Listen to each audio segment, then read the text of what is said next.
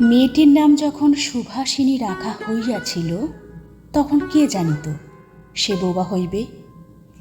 তাহার দুটি বড় বোনকে সুকেশিনী, সুহাসিনী নাম দেওয়া হইয়াছিল। তাই মিলের অনুরোধে তাহার বাপ ছোট মেয়েটির নাম সুভাষিনী রাখে। এখন সকলে তাহাকে সংক্ষেপে শুভা বলে। দস্তুর মত অনুসন্ধান ও অর্থব্যয়ে বড় দুটি মেয়ের বিবাহ হইয়া গেছে। এখন ছোটটি পিতামাতার নীরব হৃদয় ভারের মতো বিরাজ করিতেছে। যে কথা কয় না, সে যে অনুভব করে, ইহা সকলে মনে হয় না। এই জন্য তাহার সাক্ষাতেই সকলে তাহার ভবিষ্যৎ সম্বন্ধে দুশ্চিন্তা প্রকাশ করিত। সে যে বিধাতার অভিশাপ স্বরূপে তাহার পিতৃগৃহে আসিয়া জন্মগ্রহণ করিয়াছে, এ কথা সে শিশুকাল হইতে বুঝিয়া লইয়াছিল।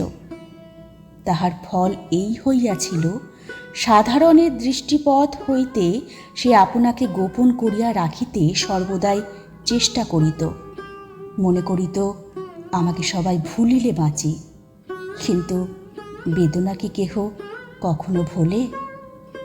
পিতামাতার মনে সে সর্বদাই জাগরূক ছিল। বিশেষত তাহার মা তাহাকে নিজের একটা ত্রুটি স্বরূপ দেখিতেন। কেননা মাতা পুত্র অপেক্ষা কন্যাকে নিজের অংশরূপে দেখেন। কন্যার কোনো অসম্পূর্ণতা দেখিলে সেটা যেন বিশেষরূপে নিজের লজ্জার কারণ বলিয়া মনে করেন। বরঞ্চ কন্যার পিতা বাণীকণ্ঠ শোভাকে তাহার অন্য মেয়েদের অপেক্ষা যেন একটু বেশি ভালোবাসিতেন। কিন্তু মাতা তাহাকে নিজের গর্ভের কলঙ্ক জ্ঞান করিয়া তাহার প্রতি বড় বিরক্ত ছিলেন। শুভার কথা ছিল না, কিন্তু তাহার সুদীর্ঘ পল্লব বিশিষ্ট বড় বড় দুটো কালো চোখ ছিল, এবং তাহার ওষ্ঠাধর ভাবের আভাস মাত্রে কচি কিশলয়ের মতো কাঁপিয়া উঠিত। কথায় আমরা যে ভাব প্রকাশ করি, সেটা আমাদিগকে অনেকটা নিজের চেষ্টায় গড়িয়া লইতে হয়। কথায় কতকটা তর্জমা করার মতো, সকল সময় ঠিক হয় না। ক্ষমতা অভাবে অনেক সময় ভুলও হয়, কিন্তু কালো চোখকে কিছু তর্জমা করিতে হয় না। মন আপনি তাহার উপরে ছায়া ফেলে, ভাব আপনি তাহার উপরে কখনো প্রসারিত, কখনো মুদিত হয়, কখনো উজ্জ্বলভাবে জ্বলিয়া ওঠে, কখনো ম্লানভাবে নিভিয়া আসে, কখনো অস্তমান চন্দ্রের মতো অনিমেষভাবে চাহিয়া থাকে, কখনো দ্রুত চঞ্চল বিদ্যুতের মতো দিক বিদিকে ঠিকরিয়া ওঠে। মুখের ভাব বই আজন্মকাল যাহার অন্য ভাষা নাই, তাহার চোখের ভাষা অসীম উদার এবং অতল স্পর্শ গভীর, অনেকটা স্বচ্ছ আকাশের মতো, উদয়াস্ত এবং ছায়ালোকের নিস্তব্ধ রঙ্গভূমি। এই বাক্যহীন মনুষ্যের মধ্যে বৃহৎ প্রকৃতির মতো একটা বিজন মহত্ব আছে। এই জন্য সাধারণ বালক বালিকারা তাহাকে এক প্রকার ভয় করিত, তাহার সহিত খেলা করিত না। সে নির্জন দ্বীপ প্রহরের মতো শব্দহীন এবং সঙ্গীহীন। গ্রামের নাম চণ্ডীপুর। নদীটি বাংলাদেশের একটি ছোট নদী। গৃহস্থ ঘরের মেয়েটির মতো বহুদূর পর্যন্ত তার প্রসার নহে। নিরলসা তন্বী নদীটি আপন কুল রক্ষা করিয়া কাজ করিয়া যায়।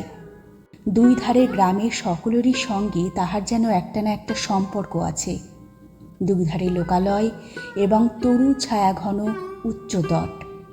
নিম্ন তল দিয়া গ্রামলক্ষ্মী স্রোতস্বিনী আত্মবিস্মিত দ্রুত পদক্ষেপে প্রফুল্ল হৃদয়ে আপনার অসংখ্য কল্যাণ কার্যে চলিয়াছে।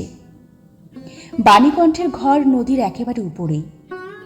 তাহার বাঁখারির বেড়া, আটচালা, গোয়ালঘর, ঢেকিশালা, খড়ের স্তূপ, তেঁতুলতলা, আম কাঁঠাল এবং কলার বাগান নৌকা বাহিনী মাত্রেরই দৃষ্টি আকর্ষণ করে। এই গৃহস্থ সচ্ছলতার মধ্যে বোবা মেয়েটি কাহারও নজরে পড়ে কি না জানি না, কিন্তু কাজকর্মে যখনই অবসর পায় তখনই সে এই নদী তীরে আসিয়া বসে। প্রকৃতি যেন তাহার ভাষার অভাব পূরণ করিয়া দেয়, যেন তাহার হইয়া কথা কয়। নদীর কল্লোধ্বনি, লোকের কোলাহল, মাঝির গান, পাখির ডাক, তরুর মর্মর সমস্ত মিশিয়া চারিদিকের চলাফেরা আন্দোলন কম্পনের সহিত এক হইয়া সমুদ্রের তরঙ্গ রাশির ন্যায় বালিকার চির নিস্তব্ধ হৃদয় উপকূলের নিকটে আসিয়া ভাঙিয়া পড়ে। প্রকৃতির এই বিবিধ শব্দ এবং বিচিত্র গতি ইহাও বোবার ভাষা। বড় বড় চক্ষু পল্লব বিশিষ্ট শুভার যে ভাষা, তাহারই একটা বিশ্বব্যাপী বিস্তার। ঝিল্লির অপূর্ণ তৃণভূমি হইতে শব্দাতীত নক্ষত্রলোক পর্যন্ত কেবল ইঙ্গিত, ভঙ্গি, সঙ্গীত, ক্রন্দন এবং দীর্ঘ নিঃশ্বাস। এবং মধ্যাহ্নে যখন মাঝিরা জেলেরা খাইতে যাইত, গৃহস্থেরা ঘুমাইত, পাখিরা ডাকিত না, খেয়া নৌকা বন্ধ থাকিত, স্বজন জগৎ সমস্ত কাজকর্মের মাঝখানে সহসা থামিয়া গিয়া ভয়ানক বিজড় মূর্তি ধারণ করিত, তখন রুদ্র মহাকাশের তলে কেবল একটি বোবা প্রকৃতি এবং একটি বোবা মেয়ে মুখোমুখি চুপ করিয়া বসিয়া থাকিত। একজন সুবিস্তীর্ণ রৌদ্রে আর একজন ক্ষুদ্র তরুচ্ছায়ায়। শুভার যে গুটি কতক অন্তরঙ্গ বন্ধুর দল ছিল না তাহা নহে। গোয়ালের দুটো গাভী, তাহাদের নাম সর্বশী ও পাঙ্গলি। সে নাম বালিকার মুখে তাহারা কখনো শুনে নাই, কিন্তু তাহার পদশব্দ তাহারা চিনিত। তাহার কথাহীন একটা করুণ সুর ছিল, তাহার মর্ম তাহার ভাষার অপেক্ষা সহজে বুঝিত। শুভা কখন তাহাদের আদর করিতেছে, কখন ভৎসনা করিতেছে, কখন মিনতি করিতেছে, তাহা তাহারা মানুষের অপেক্ষা ভালো বুঝিতে পারিত। শুভা গোয়ালে ঢুকিয়া দুই বাহুর দ্বারা সর্বশী গ্রীবা বেষ্টন করিয়া তাহার কানের কাছে আপনার গণ্ডদেশ ঘর্ষণ করিত এবং পাঙ্গুলি স্নিগ্ধ দৃষ্টিতে তাহার প্রতি নিরীক্ষণ করিয়া তাহার গা চাটিত। বালিকা দিনের মধ্যে নিয়মিত 3 বার করিয়া গোয়াল ঘরে যাইত। তাহা ছাড়া অনিয়মিত আগমনও ছিল। গৃহে যেদিন কোনো কঠিন কথা শুনিত, সেদিন সে অসময়ে তাহার এই মুখ বন্ধু দুটির কাছে আসিত। তাহার সহিষ্ণুতা পরিপূর্ণ বিষাদ শান্ত দৃষ্টিপাত হইতে তাহারা কি একটা অন্ধ অনুমান শক্তির দ্বারা বালিকার মর্মবেদনা যেন বুঝিতে পারিত এবং শুভার গা ঘেঁষিয়া আসিয়া অল্পে অল্পে তাহার বাহুতে শিং ঘষিয়া ঘষিয়া তাহাকে নির্বাক ব্যাকুলতার সহিত সান্ত্বনা দিতে চেষ্টা করিত। ইহারা ছাড়া ছাগল এবং বিড়াল শাবকও ছিল, কিন্তু তাহাদের সহিত শুভার এরূপ সমকক্ষভাবের মৈত্রী ছিল না। তথাপি তাহারা যথেষ্ট আনুগত্য প্রকাশ করিত।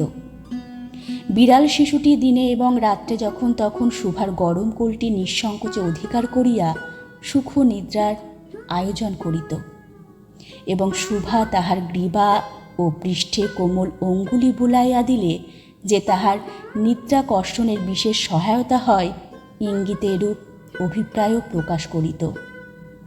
উন্নত শ্রেণীর জীবের মধ্যে শুভার আরেকটি সঙ্গী জুটিয়াছিল, কিন্তু তাহার সহিত বালিকার ঠিক কিরূপ সম্পর্ক ছিল তাহা নির্ণয় করা কঠিন, কারণ সে ভাষা বিশিষ্ট জীব, সুতরাং উভয়ের মধ্যে সমভাষা ছিল না। গোসাইদের ছোট ছেলেটি, তাহার নাম প্রতাপ। লোকটি নিতান্ত অকর্মণ্য। সে যে কাজকর্ম করিয়া সংসারে উন্নতি করিতে যত্ন করিবে, বহু চেষ্টার পর বাপমাসে আশা ত্যাগ করিয়াছেন। অকর্মণ্য লোকের একটা সুবিধা এই যে আত্মীয় লোকেরা তাহাদের ওপর বিরক্ত হয় বটে, কিন্তু প্রায় তাহারা নিঃসম্পর্ক লোকেদের প্রিয়পাত হয়, কারণ কোনো কার্যে আবদ্ধ না থাকাতে তাহারা সরকারি সম্পত্তি হইয়া দাঁড়ায়। শহরে যেমন একাত্রা গৃহ সম্পর্কহীন সরকারি বাগান থাকা আবশ্যক, তেমনি গ্রামে 2-4টি অকর্মণ্য সরকারি লোক থাকার বিশেষ প্রয়োজন। কাজে কর্মে আমোদে অবসরে যেখানে একটা লোক কম পড়ে, সেখানেই তাহাদিগকে হাতের কাছে পাওয়া যায়। প্রতাপের প্রধান শখ ছিপ ফেলিয়া মাছ ধরা। ইহাতে অনেকটা সময় সহজে কাটানো যায়। অপরাহ্নে নদী তীরে ইহাকে প্রায় এই কাজে নিযুক্ত দেখা যাইত এবং এই উপলক্ষে শুভার সহিত তাহার প্রায় সাক্ষাৎ হইত। যে কোনো কাজেই নিযুক্ত থাক, একটা সঙ্গী পাইলে প্রতাপ থাকে ভালো। মাছ ধরার সময় বাক্যহীন সঙ্গী সর্বাপেক্ষা শ্রেষ্ঠ। এই জন্য প্রতাপ শুভার মর্যাদা বুঝিত। এই জন্য সকলেই শুভাকে শুভা বলিত। প্রতাপ আরেকটু অতিরিক্ত আদর সংযোগ করিয়া শুভাকে সু বলিয়া ডাকিত। শুভা তেঁতুলতলায় বসিয়া থাকিত এবং প্রতাপ অনতি দূরে মাটিতে ছিপ ফেলিয়া জলের দিকে চাহিয়া থাকিত। প্রতাপের একটি করিয়া পান বরাদ্দ ছিল। শুভা তাহা নিজে সাজিয়া আনিত এবং বোধ করি অনেকক্ষণ ধরিয়া চাহিয়া চাহিয়া ইচ্ছা করিত প্রতাপের কোনো একটা বিশেষ সাহায্য করিতে, একটা কোনো কাজে লাগিতে, কোনো মতে জানাইয়া দিতে যে এই পৃথিবীতে সেও একজন কম প্রয়োজনীয় লোক নহে। কিন্তু কিছুই করিবার ছিল না। তখন সে মনে মনে বিধাতার কাছে অলৌকিক ক্ষমতা প্রার্থনা করিত। মন্ত্র বলে সহসা এমন একটা আশ্চর্য কাণ্ড ঘটাইতে ইচ্ছা করিত, যাহা দেখিয়া প্রতাপ আশ্চর্য হইয়া যাইত, বলিত, তাই তো আমাদের শুভির যে এত ক্ষমতা, তাহা তো জানিতাম না। মনে করো, শুভা যদি জলকুমারী হইত, আস্তে আস্তে জল হইতে উঠিয়া একটা সাপের মাথার মণি ঘাটে রাখিয়া যাইত। প্রতাপ তাহার তুচ্ছ মাছ ধরা রাখিয়া সেই মানিক লইয়া জলে ডুব মারিত এবং পাতালে গিয়া দেখিত রূপার অট্টালিকায় সোনার পালঙ্কে কে বসিয়া। আমাদের বাণীকণ্ঠের ঘরে সে বোবা মেয়ে সু। আমাদের সু সেই মণিদীপ্ত গভীর নিস্তব্ধ পাতালপুরীর একমাত্র রাজকন্যা। তাহা কি হইতে পারিত না? তাহা কি এতই অসম্ভব? আসলে কিছুই অসম্ভব নয়, কিন্তু তবুও সুপ্রজাশূন্য পাতালের রাজবংশে না জন্মিয়া বাণীকণ্ঠের ঘরে আসিয়া জন্মিয়াছে এবং গোসাইদের ছেলে প্রতাপকে কিছুতেই আশ্চর্য করিতে পারিতেছে না। শুভার বয়স ক্রমে বাড়িয়া উঠিতেছে। ক্রমে সে যেন আপনাকে আপনি অনুভব করিতে পারিতেছে, যেন কোনো একটা পূর্ণিমা তিথিতে কোনো একটা সমুদ্র হইতে একটা জোয়ারের স্রোত আসিয়া তাহার অন্তরাত্মাকে এক নতুন অনির্বচনীয় চেতনার শক্তিকে পরিপূর্ণ করিয়া তুলিতেছে। সে আপনাকে আপনি দেখিতেছে, ভাবিতেছে, প্রশ্ন করিতেছে এবং বুঝিতে পারিতেছে না। গভীর পূর্ণিমা রাত্রে সে এক একদিন ধীরে ধীরে শয়ন গৃহের দ্বার খুলিয়া ভয়ে ভয়ে মুখ বাড়াইয়া বাহিরের দিকে চাহিয়া দেখে। পূর্ণিমা প্রকৃতিও শুভার মতো একাকিনী সুপ্ত জগতের ওপর জাগিয়া বসিয়া, যৌবনের রহস্যে পুলকে বিষাদে অসীম নির্জনতার একেবারে শেষ সীমা পর্যন্ত, এমনকি তাহা অতিক্রম করিয়াও থমথম করিতেছে, একটি কথা কহিতে পারিতেছে না। এই নিস্তব্ধ ব্যাকুল প্রকৃতির প্রান্তে একটি নিস্তব্ধ ব্যাকুল বালিকা দাঁড়াইয়া। এদিকে কন্যা ভারগ্রস্ত পিতামাতা চিন্তিত হইয়া উঠিয়াছেন। লোকেও নিন্দা আরম্ভ করিয়াছে। এমনকি এক ঘরে করিবে এমন জনরব শোনা যায়। বাণীকণ্ঠের সচ্ছল অবস্থা, দুই বেলায় মাছ ভাত এজন্য তাহার শত্রু ছিল। স্ত্রী পুরুষের বিস্তর পরামর্শ হইল। কিছুদিনের মতো বাণী বিদেশে গেল। অবশেষে ফিরিয়া আসিয়া কহিল, চলো কলিকাতায় চলো। বিদেশ যাত্রার উদ্যোগ হইতে লাগিল। কুয়াশা ঢাকা প্রভাতের মতো শুভার সমস্ত হৃদয় অশ্রু বাষ্পে একেবারে ভরিয়া গেল। একটা অনির্দিষ্ট আশঙ্কাবশে সে কিছুদিন হইতে ক্রমাগত নির্বাক জন্তুর মতো তাহার বাপ মায়ের সঙ্গে সঙ্গে ফিরিত। ডাগর চক্ষু মেলিয়া তাহাদের মুখের দিকে চাহিয়া কি একটা বুঝিতে চেষ্টা করিত, কিন্তু তাহারা কিছু বুঝাইয়া বলিতেন না। ইতিমধ্যে একদিন অপরাহ্নে জলে ছিপ ফেলিয়া প্রতাপ আসিয়া কহিল, কি রে সু, তোর নাকি বর পাওয়া গেছে, তুই বিয়ে করতে যাচ্ছিস, দেখিস আমাদের ভুলিস নে, বলিয়া আবার মাছের দিকে মনোযোগ করিল। মর্মবিদ্ধ হরিণী ব্যাধের দিকে যেমন করিয়া তাকায় নীরবে বলিতে থাকে, আমি তোমার কাছে কি দোষ করিয়াছিলাম। শুভা তেমনি করিয়া প্রতাপের দিকে চাহিল। সেদিন গাছের তলায় আর বসিল না। বাণীকণ্ঠ নিদ্রা হইতে উঠিয়া শয়ন গৃহে তামাক খাইতেছিল। শুভা তাহার পায়ের কাছে বসিয়া তাহারা মুখের দিকে চাহিয়া কাঁদিতে লাগিল। অবশেষে তাহাকে সান্ত্বনা দিতে গিয়া বাণীকণ্ঠের শুষ্ক কপালে অশ্রু গড়াইয়া পড়িল। কাল কলিকাতা যাইবার দিন স্থির হইয়াছে। শুভা গোয়াল ঘরে তাহার বাল্য সখীদের কাছে বিদায় লইতে গেল। তাহাদিগকে স্বহস্তে খাওয়াইয়া গলা ধরিয়া একবার দুই চোখে যত পারে কথা ভরিয়া তাহাদের মুখের দিকে চাহিল। দুই নেত্রপল্লব হইতে টপ টপ করিয়া অশ্রুজল পড়িতে লাগিল। সেদিন শুক্লা দ্বাদশী রাত্রি। সুভা শয়নগৃহ হইতে বাহির হইয়া তাহার সেই চিরপরিচিত নদী তটে শস্প শয্যায় লুটাইয়া পড়িল, যেন ধরণীকে এক প্রকাণ্ড মুখ মানবতাকে দুই বাহুতে ধরিয়া বলিতে চাহে, তুমি আমাকে যাইতে দিও না মা, আমার মতো দুটি বাহু বাড়াইয়া তুমিও আমাকে ধরিয়া রাখো। কলিকাতার এক বাসায় সুভার মা একদিন সুভাকে খুব করিয়া সাজাইয়া দিলেন, আটিয়া চুল বাঁধিয়া খোপায় জরির ফিতা দিয়া অলঙ্কারে আচ্ছন্ন করিয়া তাহার স্বাভাবিক শ্রী যথাসাধ্য বিলুপ্ত করিয়া দিলেন। সুভার এই দু চক্ষু দিয়া অশ্রু পড়িতেছে, পাছে চোখ ফুলিয়া খারাপ দেখিতে হয় এই জন্য তাহার মাতা তাহাকে বিস্তর ভৎসনা করিলেন, কিন্তু অশ্রুজল ভৎসনা মানিল না। বন্ধু সঙ্গে বর স্বয়ং কোণে দেখিতে আসিলেন। কন্যার মা বাপ চিন্তিত শঙ্কিত শশব্যস্ত হইয়া উঠিলেন, যেন দেবতা স্বয়ং নিজের বলির পশু বাছিয়া লইতে আসিয়াছেন। মা নেপথ্য হইতে বিস্তর তর্জন গর্জন শাসন করিয়া বালিকার অশ্রুস্রোত দ্বিগুণ বাড়াইয়া পরীক্ষকের সম্মুখে পাঠাইলেন। পরীক্ষক অনেকক্ষণ নিরীক্ষণ করিয়া বলিলেন, মন্দ নহে।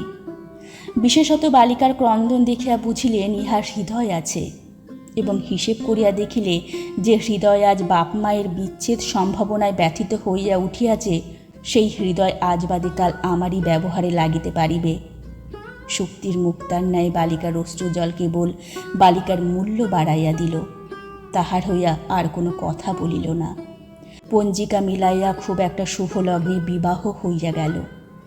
বোবা মেয়েকে পরের হস্তে সমর্পণ করিয়া বাবা মা দেশে চলিয়া গেল। তাহাদের জাতি ও পরকাল রক্ষা হইল। বর পশ্চিমে কাজ করে। বিহার অনতি বিলম্বে স্ত্রীকে পশ্চিমে লইয়া গেল। সপ্তাহখানেকের মধ্যে সকলেই বুঝিল নববধূ বোবা।